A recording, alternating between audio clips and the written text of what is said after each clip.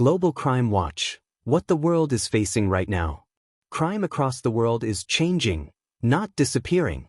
In some major cities, homicide rates are falling. In others, violence has simply changed its shape. While fewer bullets may be fired in certain streets, crime is finding new ways to grow, spread, and hide.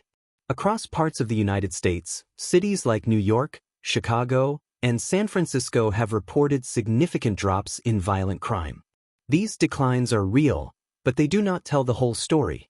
Isolated mass attacks, random stabbings, and sudden shootings continue to remind the public that danger has not vanished, only shifted. In Latin America, criminal violence remains deeply rooted. Drug trafficking groups continue to fight over territory, transport routes, and political influence. These conflicts leave civilians caught in the middle, as armed groups grow more aggressive and better organized. Across Europe and parts of southern Africa, recent attacks, from public stabbings to mass shootings, highlight a disturbing reality.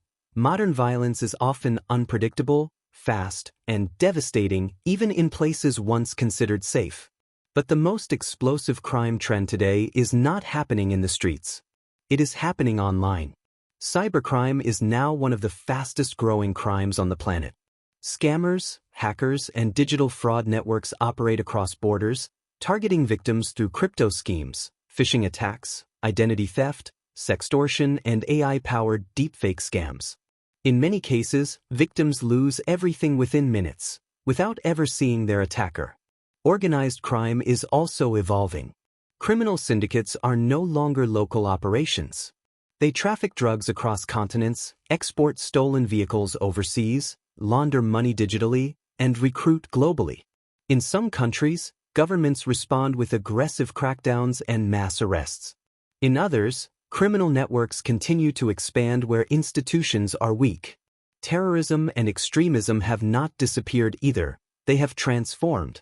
Large coordinated attacks are less common, but lone actor violence and online radicalization are on the rise. These threats are harder to detect, harder to prevent, and often strike without warning. Meanwhile, everyday crime is increasing in major cities and tourist hotspots around the world. Pickpocketing, phone theft, street scams, and organized petty crime rings now target crowded spaces, transportation hubs, and distracted travelers. The global crime picture today is not about chaos everywhere. It is about adaptation. Crime is becoming more digital, more organized, more global, and harder to see until it's too late. Understanding these patterns is no longer optional. It's necessary, because the next crime wave may already be forming, quietly, somewhere in the world right now. Across the crime. Conclusion. Crime today is no longer confined by borders, uniforms, or geography. It moves quietly through digital networks, violently through organized syndicates, and unpredictably through lone actors and everyday streets.